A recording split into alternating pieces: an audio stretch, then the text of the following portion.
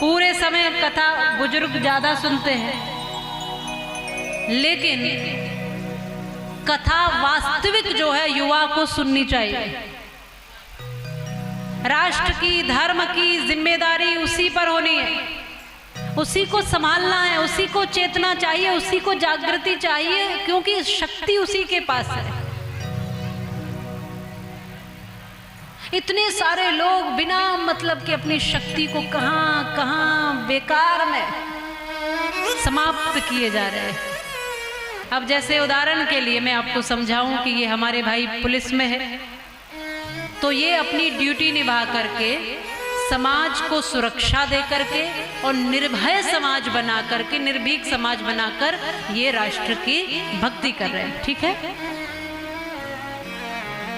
सीमा पर हमारे बॉर्डर पर जो जवान खड़े हैं वो बंदूक की गोली लिए हुए शत्रु के सामने हमेशा तैनात हैं और अपनी जान हथेली पर लिए हुए।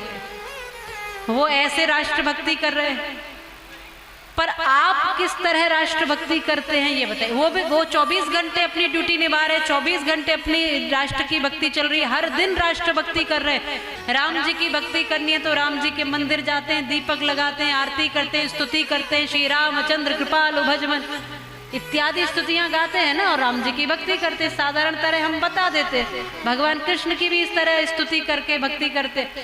रोज यहाँ से भोजन ले रहे, रोज सांस ले रहे, रोज यहाँ धरती से पानी ले रहे हैं, रोज जीवन पा रहे हैं, तो रोज इसका कर्ज हम पर चढ़ रहा है, तो रोज कर्ज उतारने के लिए हमें भक्ति करनी है, रोज करनी पड़ेगी ना। केवल ऐसा थोड़ी है 15 अगस्त पे तिरंगा लहरा दिए, 26 जनवरी पे जय जयकार कर दी और हो गई हमारी देशभक्ति, ऐसा नहीं होगा। क्योंकि रोज देश में रहते हैं, देश हमें देता है सब कुछ, हम भी तो कुछ देना सीखें। तो क्या दे पाएंगे, क्या है हमारी देशभक्ति और क्या हो सकती है हमारी देशभक्ति। तो सहज भाव में ये समझ लो कि जो जो काम आपको मिला है, समाज के द्वारा जो ड्यूटी, जो जिम्मेदारी आपको मिली है, वो काम आप 100% ईमानदारी से निभाते हैं। यही आपकी देशभक्ति है, यही आपकी देशभक्ति है। समझ में आई बात माताओं? जो जो काम हमें दिया है, आप एक सिपाही हैं, अपनी ड्यूटी ईमानदारी से निभा रहे हैं।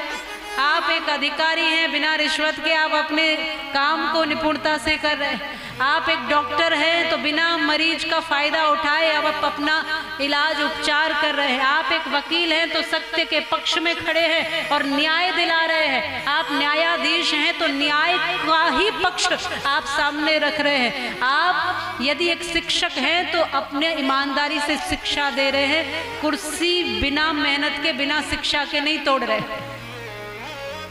आप यदि एक विद्यार्थी हैं तो पूरे मन से पढ़ रहे हैं। आप एक किसान हैं तो खेती मन से पूरे अच्छे कर रहे हैं, इस धरती को जहरीला नहीं बना रहे हैं। आप यदि एक गृहिणी हैं तो अपने बालकों को संस्कार दे रही है और अपने परिवार को व्यवस्थित कर रही है। या आप किसी भी क्षेत्र में हैं, आप यदि ईमानदारी से अपना काम निभा रहे हैं, ये सबसे बड़ी आपकी देशभक्ति है।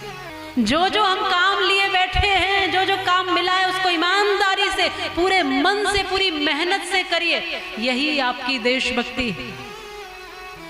कामचोर मत बनिए।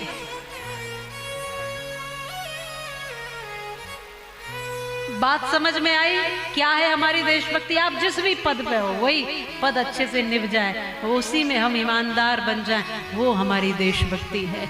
हर रोज तो तिरंगा नहीं लहरा पाएंगे, हर रोज तो जय जयकार नहीं कर पाएंगे, लेकिन हर रोज हम ईमानदारी से अपना काम कर पाएंगे।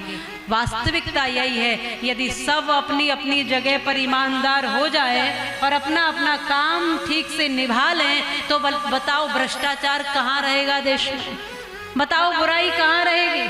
फिर अव्यवस्थाएं कहाँ रहेंगी? सब अपनी अपनी भूमिका में व्यवस्थित है। एक वक्ता सही ढंग से सही बात कहे, ये यहाँ हमारा कर्तव्य है। एक श्रोता ठीक से सुने, ये आपका कर्तव्य है। इसलिए मैं कहा करती हूँ, आज देश को दुश्मनों से नहीं, गद्दारों से खतरा है। किससे है? गद्दारों से खतरा।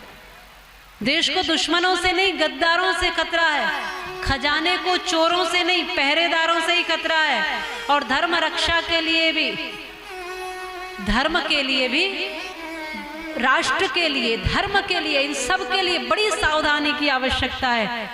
क्योंकि आज धर्म को नास्तिकों से नहीं, धर्म के ही ठेकेदारों से खतरा है। जो धर्मात्मा बने बैठे हैं वही धर्म के रास्ते से भटकाने का काम कर रहे हैं। जो पहरेदार बने बैठे हैं वही पीछे से खजाने को हड़प रहे हैं। जिनको आपने जिम्मेदारी दी है वही अपनी जिम्मेदारी से पीछे हट रहे हैं। आज ये राष्ट्र की समस्या है। देश में ना तो कमी शक्ति की है, ना तो कमी माताओं सेना की है, ना बंधुओं कमी हमारे पास हथियारों की है, ना हमारे पास कमी किसी चीज की है। यदि हमारे पास कमी है तो सब संगठित होकर के, एकजुट होकर के एक साथ खड़े नहीं हो पाते। संगठन की कमी है यदि हमारे पास किसी चीज की कमी है। बोलो किस चीज की कमी? यहाँ आपके कुर्सेला क्षेत्र में क्या पैसे की कमी है? बोलो। न पैसे की कमी है, न किसी चीज की कमी है। बस कमी किसकी है? एक साथ लोग इकट्ठे होकर किसी काम में आगे नहीं बढ़ते, इस चीज की कमी। यही बात है, यही बात है। हम जब एक साथ इकट्ठे होकर के खड़े हो जाएं तो समझ लो कि हम बड़े से बड़ा कार्य कर सकते हैं। अपनी ईमानदारी से अपनी जिम्मेदारियों को निभाएं। कि भगवा ध्वज लहराता रहे। और भगवा ध्वज का जो रंग है, जो भगवा रंग है, वो प्रभु श्री राम ने अपने तन पर भी पहना था। और यही भगवा हमारे हनुमान जी भी अपने शरीर पर, तन पर रखते। देखा ना, ऐसा ही पूरे गेरुआ ही रंग में रंगे होते हैं हमारे बजरंगबली। पूरे गेरुआ सिंदूर में रंगे होते हैं। ये रंग सूरज में भी है, ये रंग चंद्रमा में भी है, ये रंग संतों के पहनावे में भी है, ये रंग हमारे भीतर ओज बन करके भी है, तेज बन करके भी है। यही रंग है जो हमारे तिरंगे में भी सबसे ऊपर चमक रहा है। इसलिए ये जो भगवा रंग है, इसकी चमक फीकी नहीं पड़े, ये जिम्मेदारी सब युवा पीढ़ी की है, सब भारत के लोगों की है। ये तिरंगा सदैव लहराता रहे, इसकी जिम्मेदारी आप सबकी है।